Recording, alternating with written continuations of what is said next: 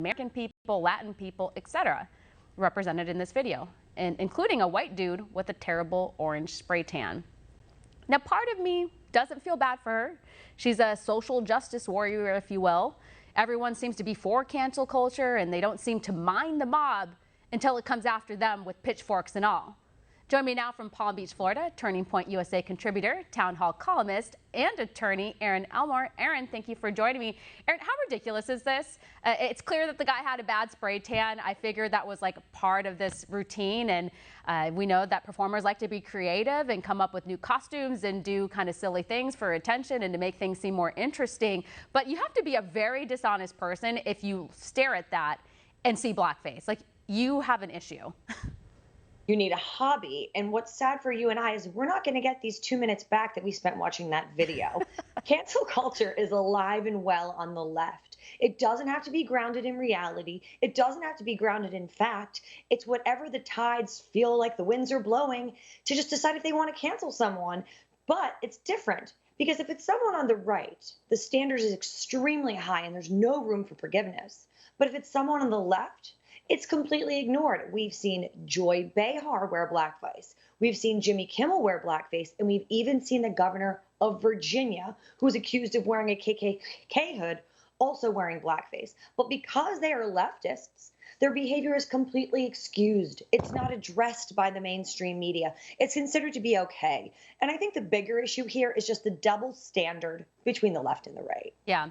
So the mob's going after her. I don't think she's going to get canceled. She apologized. She's a social justice warrior. She's a leftist. She's a Biden supporter, a Hillary Clinton supporter. But I wonder when this type of ridiculous situation happens to someone like her, if it's like a wake-up call, like, hey, you know what, maybe a leftist and this whole movement of cancel culture and the mob and like sensitivity and stuff, maybe this is ridiculous and like we should push back against it. Because, you know, it's interesting to sit in the sidelines and see it happening to everyone else. But when the boomerang comes back around to get you, I think it's a different story.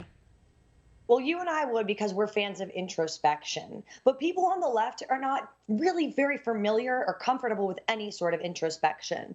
They don't say, gee, I voted for X and now there's Y consequence. I don't think they take the time to realize what is happening and why it is happening. As we know, cancel culture is alive and well, but I think these leftists don't chalk it up to sort of they are the mob. I think they think, oh, Twitter's mean and it's bullying, which is a shame because if they took the time to sit back and evaluate different decisions, whether it's what their leaders are doing or what people on Twitter are saying or how vitriolic and nasty cancel culture is, they would maybe change the way they thought and the way they looked at the world. But unfortunately, I don't think that's going to occur.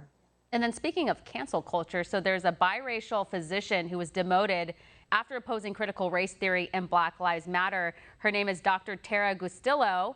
She is a woman of color, as I mentioned, and a Harvard-educated physician.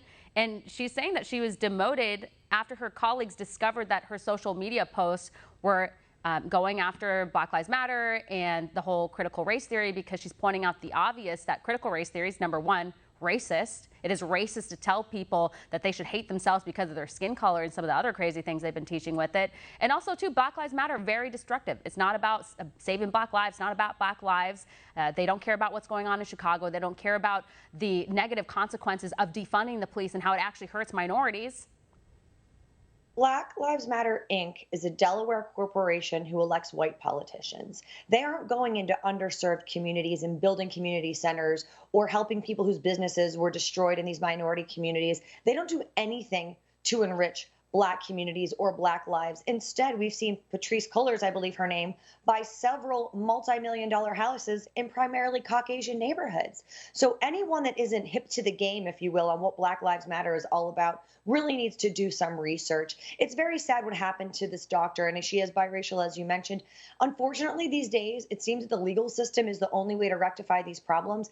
Let's hope that she doesn't lose her job, and let's hope that she can continue to make a living. But I do believe, as an attorney, certainly not a litigious one, if she has to really pull out all the stops, she should really sue here because she is entitled to an opinion. Everyone on the left can say whatever they want. They can say they're anti-American and against the flag, but when someone comes out in a conservative position, they're lambasted and criticized. And that's not the way the world works. The test and the strength of a democracy is your ability to speak up without consequence, and everyone should have that right. Yeah. great point. And so now we have Democrats too. I mean, for them, it's like what's up is down and what's down is up. So Congressman Clyburn denying that critical race theory is being taught in K through 12 schools. We know that's fake because parents are coming forward with the materials that their kids are learning in school, or they've been very active with their kids and their education because of Zoom and the pandemic. So let's listen to Clyburn and see what he has to say. Roll tape. On race. And all this activity we see going on in elementary schools, all about critical race theory. Theory is the operative word. We do not teach theory in elementary school. We teach people in elementary school how to read, write, and how to be well-mannered, how to be respectful of others. Critical race theory is something at the university level.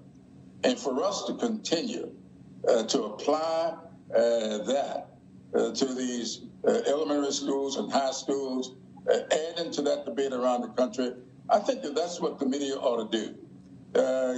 Come clean with the American people and let them know this is a red herring. I mean, he's just like straight up lying there, or he's not informed on what's going on. There's school districts that are getting like extra money if they do implement the critical race theory. And also too, like they shouldn't be teaching critical race theory on public college campuses. President Trump had really highlighted what was going on campus, and we were wondering like what's happening with all the young people, like why they seem to support communism and love socialism, and seem to not really love our country as much as they should. It's really sad what's you're seeing happen in these leftist universities. I think Dennis Prager said it best when he said, sending your child to college is playing Russian roulette with your values. And as a parent, I think about that on a daily basis. And what Clyburn said, he was lying. This is happening in schools all across the country. Just because you put lipstick on a pig doesn't make it a supermodel, right? You see it under various names in our schools, whether it's diversity or inclusion and different programs like that. And I'm happy to see these parents all across the country standing up. Our children haven't been in school in many instances in well over a year.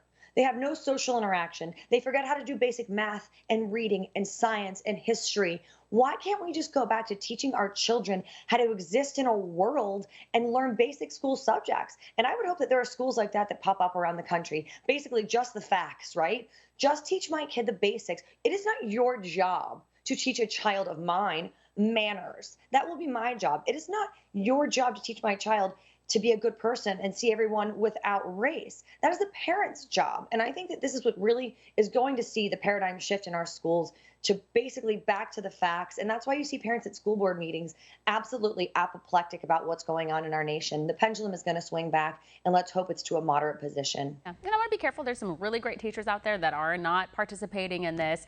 But we do want to point out, I mean, go back to the basics. That's all parents want. Math, science, reading, writing. That's it. We don't want to hear about Black Lives Matter. We don't want the liberal propaganda shoved down the throats of young kids. They can decide that later when they're older and, have informed information and can make informed decisions. We're going to leave it here, Erin. It's great to see you. Always a pleasure. Thank you so much. Thank you. Coming up next, the fight for election integrity is still far from over as the liberal